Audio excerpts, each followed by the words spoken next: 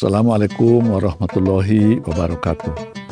Saya mewakili yayasan dan seluruh sivitas akademika Universitas Baitur Rahmah mengucapkan selamat menunaikan ibadah puasa pada Ramadan tahun 1446 Hijriah ini. Mudah-mudahan kita dibimbing oleh Allah untuk dapat melaksanakan puasa dengan baik dengan segala amal-amal sunnah yang ada di dalamnya. Diharapkan setelah puasa kita akan mendapatkan dampak positif dari ibadah yang kita lakukan, sehingga kita bisa bekerja lebih baik untuk kemajuan universitas, kemajuan daerah, kemajuan bangsa dan agama yang kita cintai. Assalamualaikum warahmatullahi wabarakatuh. Bismillahirrahmanirrahim. Assalamualaikum warahmatullahi wabarakatuh. Alhamdulillahirabbil alamin wa bihi nasta'in wa ala umurid dunya waddin. Wassalatu wassalamu ala asyrafil anbiya'i wal mursalin nabiyyina Muhammadin wa ala alihi wa ashabihi ajma'in. Amma ba'd. Rabbi shrah lana sudurana wa yassir lana umurana wahlul 'uqdatam min alsinatina yafqahu qawlana. Rabbana zidna ilma warzuqna fahma. Rabbana la ilma lana illa ma 'allamtana innaka antas sami'ul alim. Rabbana wa tub 'alaina innaka antat tawwabur rahim. Bapak-bapak, ibu-ibu, saudara-saudari muslimah, as-saimun was-saimat, yarhamukumullah. Alhamdulillah, kita bersyukur kepada Allah atas segala nikmat. Nikmat Allah yang sangat banyak, yang Allah katakan di alam Al-Quran, wa in ta'uddu ni'matallahi la tuhsuha. Nah, jika engkau ingin menghitung nikmat Allah, maka engkau tidak akan sanggup. Tapi Allah katakan kepada kita, la in syakartum la azidannakum. Jika engkau bersyukur, maka akan aku tambahkan. Nah, maka ibu-ibu semua, bapak-bapak semua yang insya Allah dirahmati Allah, pada kesempatan yang berbahagia ini, pada kesempatan jelang berbuka ini, kita bersyukur Allah sampaikan kita kembali dengan satu nikmatnya, yaitu nikmat kita berpuasa di bulan Ramadan, disampaikan ke bulan Ramadan, dan kita insya Allah sebentar lagi akan menunggu saat-saat berbuka. Kemudian kita bersolawat dan salam kepada Nabi besar Muhammad sallallahu alaihi wasallam, yang Rasulullah sallallahu alaihi wasallam merupakan suri tauladan kita, yang di dalam hadisnya beliau mengatakan bahwa buniyal islamu ala khams. Beliau bersabda, Islam itu dibangun atas 5 perkara. Syahadati an la ilaha illallah wa anna muhammadar rasulullah wa iqamis salah wa ita'iz zakah wa hajjil bait wa saumi ramadan. Islam itu dibangun atas 5 perkara. Syahadatain, syahadat tiada Tuhan selain Allah, dan syahadat bahwa Nabi Muhammad sallallahu alaihi wasallam adalah utusan Allah. Kemudian salat 5 waktu, menunaikan zakat, melaksanakan ibadah haji bagi yang mampu, dan puasa Ramadan. Maka apa yang kita lakukan pada saat ini adalah melaksanakan perintah Allah dan petunjuk Rasulullah sallallahu alaihi wasallam. Bapak-bapak, ibu-ibu, as-saimun was-saimat, yarhamukumullah.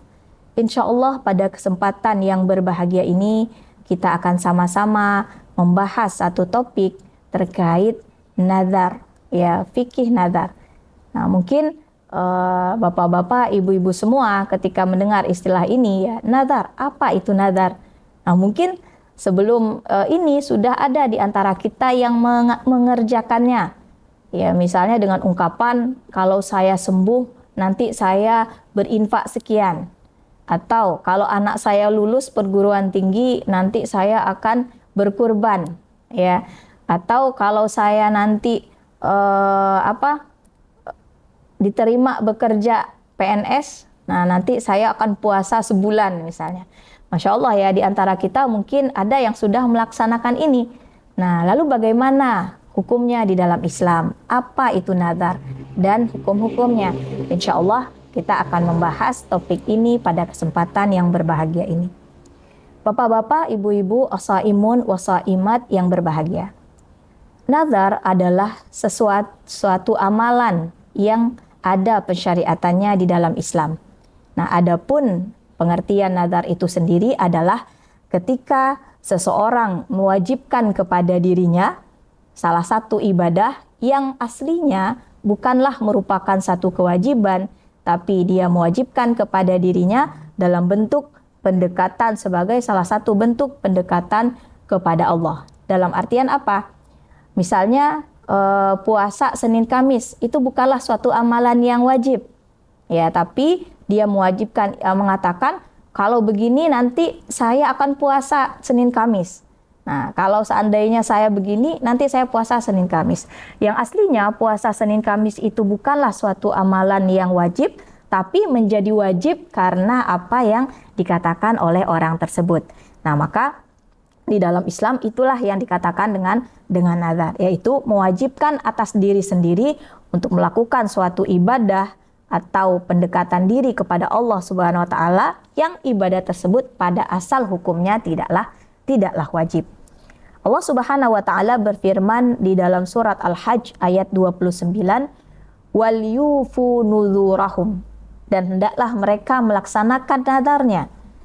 Atau di dalam ayat yang lain dalam surah Al-Insan ayat 7, yufuna bin nadri wa yakhafuna yawman kana syarruhu mustatira. Mereka menunaikan nazarnya dan takut ya atas hari yang azabnya merata di mana-mana. Artinya apa? Maka dari dua ayat ini kita mengetahui bahwa dua ayat ini menjadi dasar hukum dari amalan nazar. Ya, amalan nazar tadi ya, kita mengucapkan suatu kewajiban atas diri kita untuk melakukan sesuatu yang aslinya bukan merupakan satu ibadah yang hukumnya wajib. Nah, akhirnya kalau kita sudah mengucapkan itu, terniat mengucapkan itu, kemudian sudah terlontar dari kita ungkapan nazar itu, tentu bagi kita ada kewajiban untuk memenuhinya. Maka bapak-bapak, ibu-ibu, as-saimun was-saimat yarhamukumullah. Nah, kalau kita lihat di dalam kitab-kitab fikih, kita akan mendapatkan ya bahwa hukum terkait nazar ini bukanlah sesuatu yang baru, ya, tapi merupakan sesuatu yang sudah ada sejak sebelum Nabi Muhammad SAW diutus. Seperti mungkin yang familiar, ya, yang mungkin di antara kita sudah familiar dengan ayat ini di dalam firman Allah di dalam surah Ali Imran ayat 35. Allah berfirman, "Idz qalat imra'atu Imran rabbi inni nadhartu laka ma fi batni muharraran fataqabbal minni innaka antas samiul alim." Ketika istri Imran, ya, imra'ata Imran, istri Imran berkata, "Rabbi, wahai Tuhanku, sesungguhnya aku bernadar, aku akan memberikan ya, anak yang dalam kandunganku untuk beribadah kepadamu.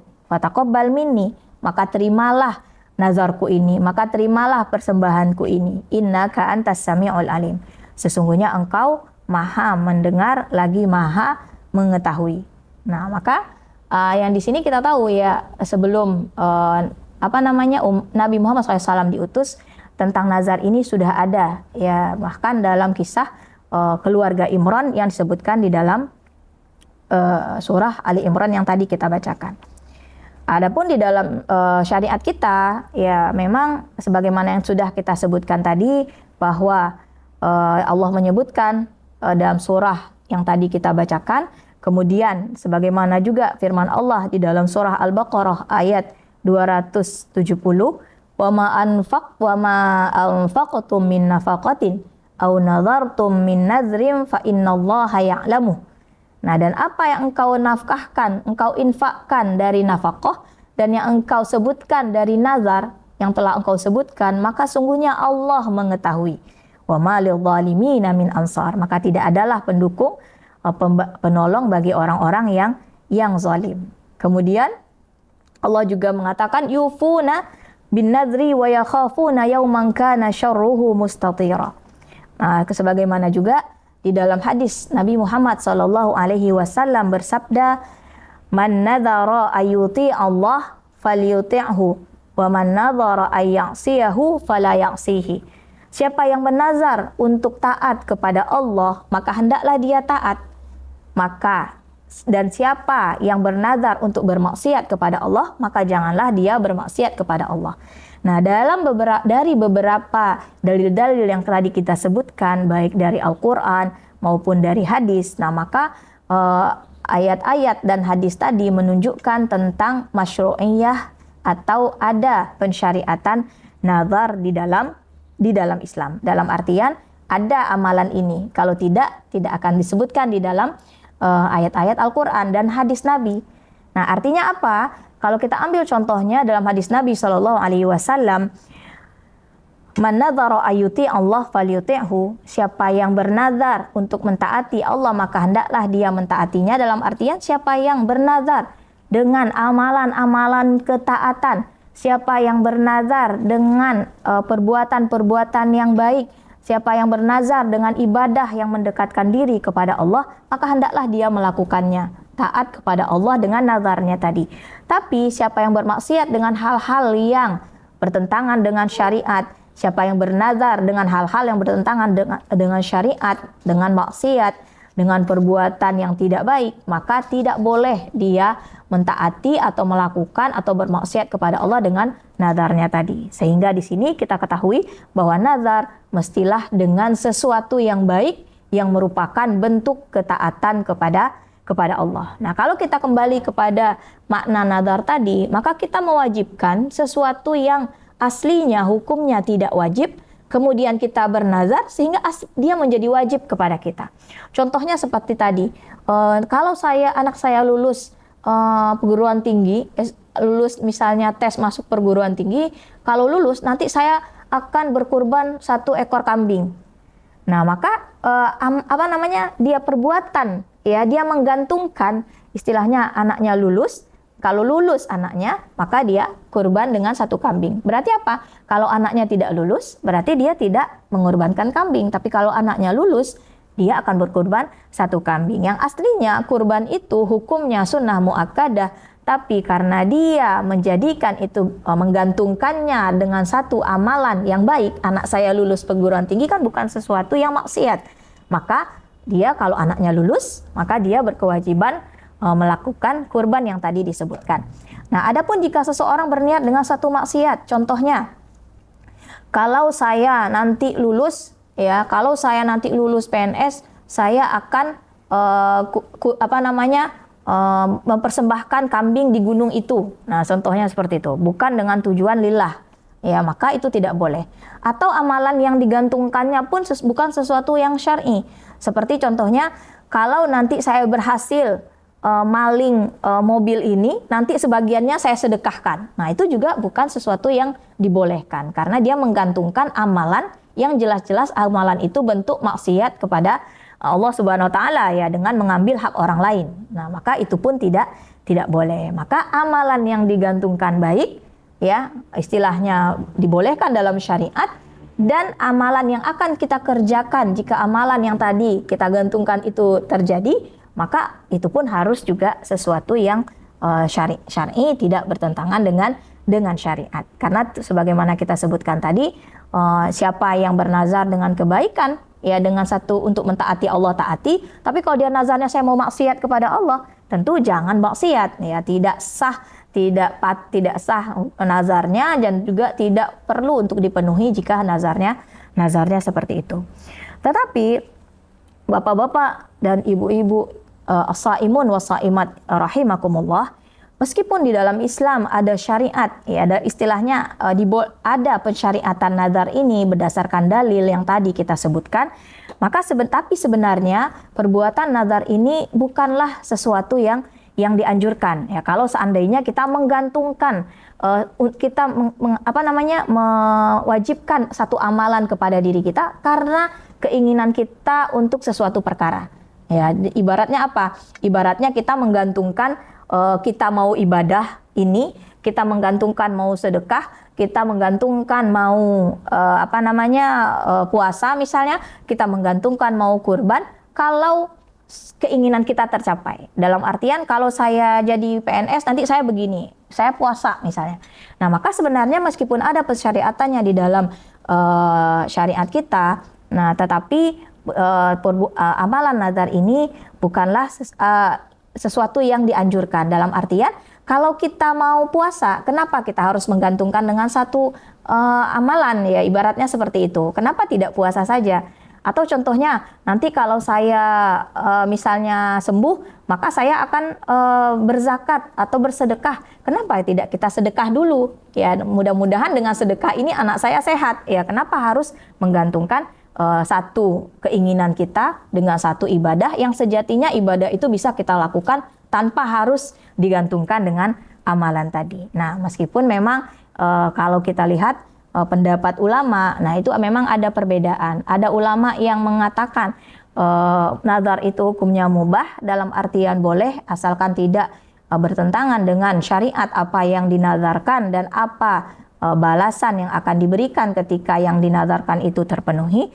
Dan sebagian ulama juga ada yang mengatakan nazar ini adalah sesuatu hal yang makruh hukumnya, dalam artian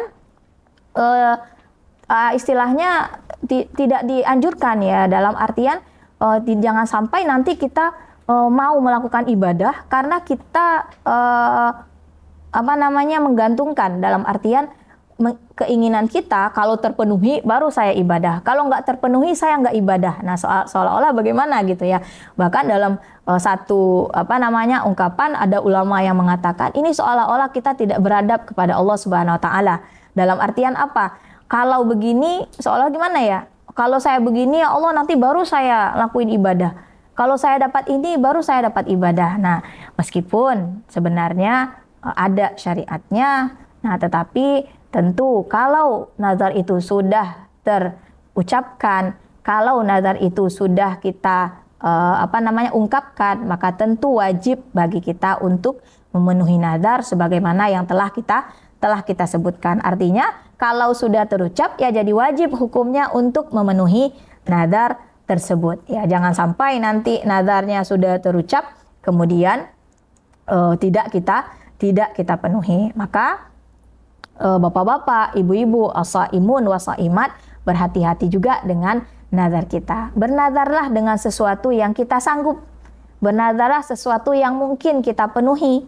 Bernazarlah, kalau bernazar ya bernazar dengan sesuatu yang itu di bawah kekuasaan kita. Ibaratnya misalnya kita tidak berpunya, tapi misalnya kalau nanti saya dapat kerja, misalnya nanti saya akan berpuasa sebulan, sementara kita kondisinya sakit-sakitan. Nah, tentu itu sesuatu yang sulit kita amalkan. Nah, maka bernazarlah dengan sesuatu yang di bawah, yang di dalam batas kemampuan kita, bukan di luar kemampuan kita. Kenapa? Karena bernazar di luar kemampuan, tentu kita tidak akan sanggup untuk memenuhinya. Dan bernazar tentu dengan nazar yang kita sanggupi. Kemudian juga nazar yang kita lakukan hendaklah dengan niat juga mendekatkan diri kita kepada Allah. Salah satu bentuk mendekatkan diri kita kepada Allah dengan tujuan mudah-mudahan nanti setelah ini kita semangat untuk melakukan ibadah tersebut.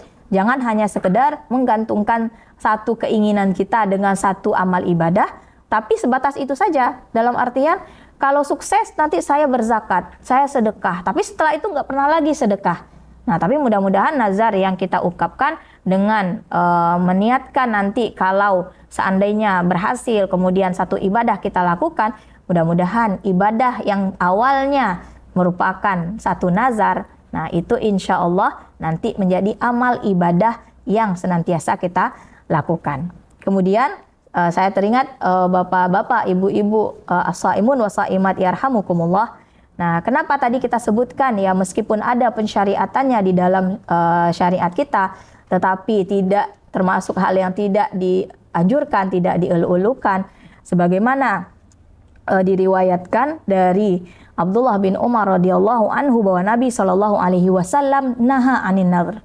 Ya, Nabi melarang untuk seseorang itu melakukan nazar, dan Nabi berkata, innahu la ya'ti bi khairin. Nazar itu tidak akan mendatangkan kebaikan. Nah, istilahnya tidak akan mendatangkan kebaikan. Kemudian wa innama yustakhraju bihi minal bakhil.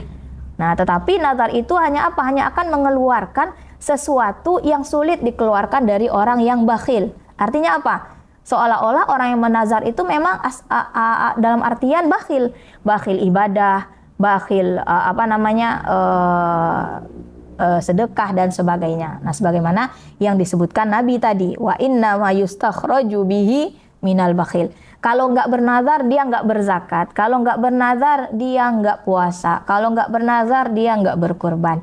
Nah, itulah mungkin di antara pendapat ulama yang mengatakan bahwa tidak dianjurkan untuk kita bernazar. Tapi kalau sudah terucap, maka wajib bagi kita untuk memenuhi. Dan hati-hati dengan nazar kita, bernazarlah sesuai dengan kemampuan, bernazarlah dengan hal-hal yang dibolehkan oleh syariat kita, ketaatan kepada Allah, bukan bermaksiat kepada Allah. Qulu qauli hadza, astaghfirullah li wa lakum. Sekian dulu bapak-bapak, ibu-ibu as-saimun was-saimat yang dirahmati Allah. Pengajian kita jelang berbuka ini mudah-mudahan Allah terima amal ibadah kita, amal ibadah puasa kita pada hari ini, dan Allah berikan kepada kita kesehatan dan kesempatan, dan insya Allah besok kita kembali berpuasa. Wassalamualaikum warahmatullahi wabarakatuh. Selamat datang di Universitas Baitur Rahmah. Di sini, kami tidak hanya memberikan pendidikan berkualitas, tetapi juga menciptakan lingkungan yang mendukung perkembangan pribadi dan profesional. Dengan fakultas yang berpengalaman dan berkomitmen, kami menyediakan pendekatan pembelajaran inovatif yang mempersiapkan Anda untuk menghadapi tantangan global. Bergabunglah bersama kami di Universitas Baitur Rahmah, dan bersama kita membentuk masa depan yang lebih baik.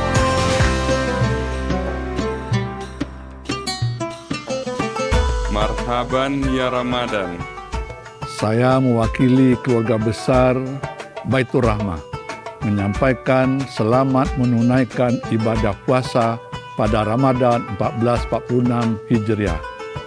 Mohon maaf lahir dan batin.